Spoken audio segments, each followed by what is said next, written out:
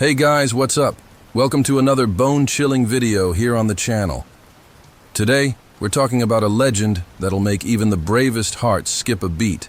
The Beast of Bray Road. Ever heard of it? This creature, said to be a werewolf, has been haunting a rural road in Elkhorn, Wisconsin since the 1930s. It's like a giant wolf that walks on two legs, with glowing eyes and a presence that'll make you slam the gas pedal.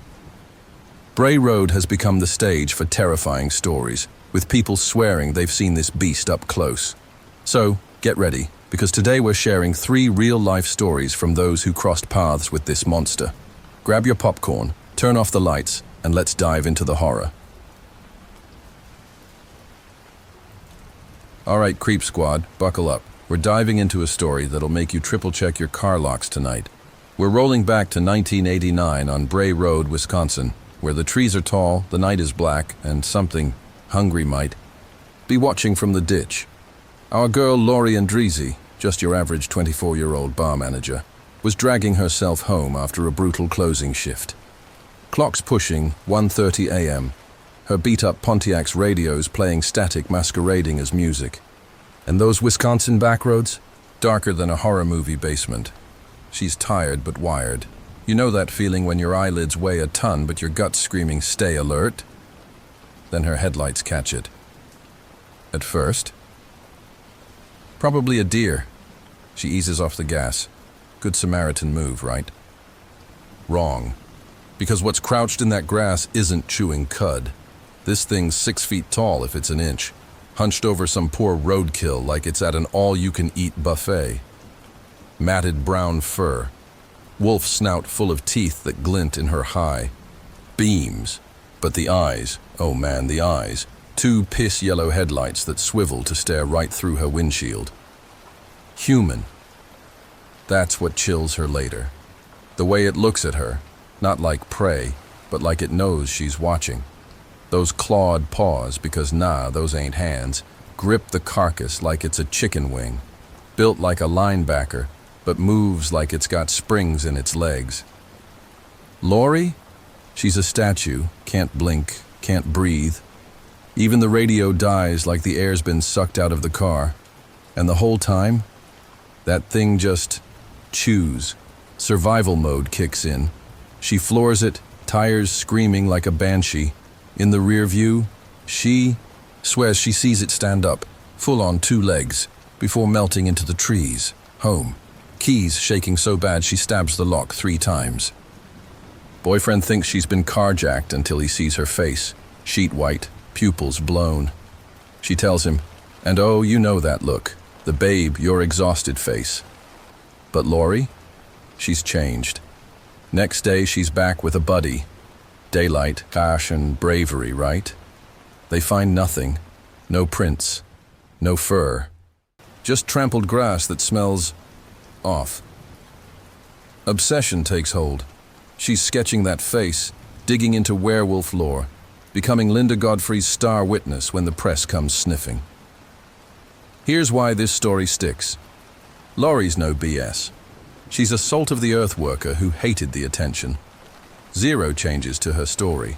Not in '89, not in the 2018 doc, never. Other drivers report the same. Hulking shadows, eyes that glow wrong. So, sleep deprivation hallucination? Mass hysteria?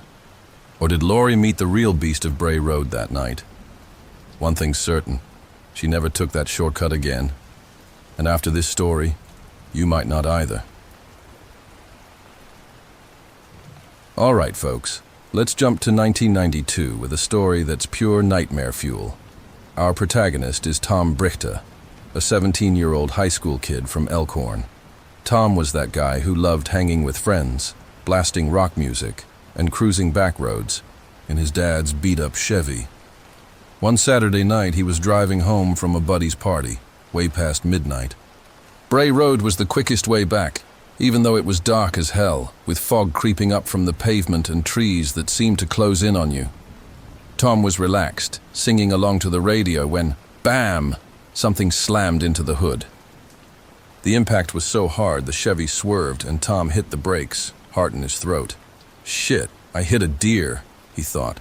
already dreading his dad's reaction. He stepped out, shaky, with a crappy flashlight in hand, and started looking for the animal. But nothing. No blood, no fur, no sign of a deer or anything. Just a massive dent in the hood, like something heavy had dropped onto it. Confused, Tom swept the flashlight along the roadside. The fog had thickened, and the only sound was the engine still running. Then he heard it. Crack, crack, branches snapping in the bushes like something big was moving. He swung the light toward the trees and saw a shadow darting between them, tall, hairy, and holy shit, standing on two legs. Tom said the creature paused for a second, like it knew he was there. Its eyes glowed, like headlights, and its muzzle, half wolf, half dog, let out a low growl that sent chills down his spine. "I don't know what it was, but it wasn't normal," he said later. The thing was over 6 feet tall, with broad shoulders and long arms ending in claws. Its fur was dark gray, almost shiny from the damp air. Tom stood frozen, flashlight trembling, as the creature took one step forward. That was enough. He bolted back to the car, locked the doors, and fired up the engine. As he sped off, he glanced in the rear view and saw the thing chasing him, upright, like it was trying to catch the Chevy. The car wasn't exactly a speed demon, but Tom floored it, and the beast eventually faded into the fog. When he got home, Tom was pale, sweating bullets. He told his parents, who thought he was making it up or had been drinking, but the dent was real, and nobody could explain how a deer, or any animal, could have done that without leaving a trace. By Monday, Tom was the school joke. His friends teased him, saying he'd seen the Bray Road werewolf.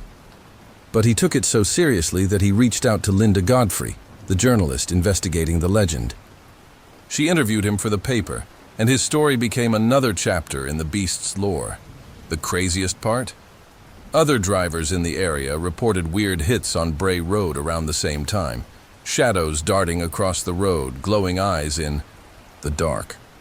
Tom never drove that road at night again, and even sold the Chevy months later, saying the car had bad energy. His case makes you wonder, how does something hit a car that hard and vanish without a trace? Was the beast hunting that night? Or did Tom just have the bad luck to cross paths with something unexplained? All right, folks, let's wrap this up with a golden key. We're heading to 1999 with the story of Dorothy Gibson, or Dory to her friends. Dory was a 32-year-old single mom working at a grocery store in Elkhorn, living a simple life with no time for horror stories. But one rainy October night, she experienced something that changed everything. It was around 10 p.m., and Dory was driving home after an exhausting shift. The Bray Road was slick, rain pouring down hard while her Ford Escort's wipers barely kept up. Suddenly, thump, the car jolted like she'd run over something. Damn, must be a branch or small animal, she thought. She pulled over, grabbed her half-broken umbrella, and stepped out into the storm to check. Nothing on the road, nothing on the tires, just a weird scratch on the front tire, like something sharp had scraped it. As she crouched to look, she heard a strange noise behind the car, like metal being scratched. She stood up, pointed her flashlight, and nearly fainted. There, trying to climb onto her trunk, was a massive creature, soaked by the rain. The thing stood over 6 feet tall, its wet fur matted against its body. It had a wolf-like snout with exposed teeth and eyes that glowed like headlights. Its long, curved claws slipped on the wet metal, making a sound Dory would never forget. She screamed, dropped the umbrella, and bolted for the driver's seat. The creature lunged at the car like it was trying to pry open the trunk, but slipped in the rain and fell onto the pavement. Dory started the engine, hands shaking, and peeled out, tires skidding on the wet road. In the rearview mirror, she saw the beast stand up on 2 legs before running into the woods, vanishing into the darkness. When she got home, Dory was in shock. She called the police, but they didn't take her seriously, saying it was probably just a bear spooked by the storm. But she knew better. Bears don't walk on two legs and try to open cars, she said later. The next day, Dory returned to Bray Road with a friend to search for clues. They found deep scratches on the trunk, like something had dug its claws into the metal, but the rain had washed away any footprints. She reached out to Linda Godfrey, who was writing about the beast, and told her everything. Dory's case became one of the most intense because the creature didn't just appear, it interacted with the car. What makes this story so creepy is the context. Dory wasn't one to imagine things. She was a practical woman, raising her kid alone. But after that night, she started locking her doors more carefully and never drove Bray Road after dark again. Her case raises questions. Why did the creature try to climb her car? Was it curiosity, hunger, or something more sinister? To this day, drivers in Elkhorn report strange noises on Bray Road during storms. Did Dory narrowly escape something dangerous? Or did the rain and fear distort what she saw? So what do you think, squad? Real beast or just Wisconsin's spookiest campfire story? Lori's frozen stare, Tom's dented Chevy, Dory's clawed trunk, too many pieces fitting together. Unknown predator, werewolf, or just our brains rewriting? The dark? Sound off below. Seen something similar? Would you cruise Bray Road at 3 a.m.? Smash like if you'd need new pants after these encounters. Subscribe for more nightmares, and buckle up. Next week, we're diving into skinwalker territory. Point to camera. Stay scared.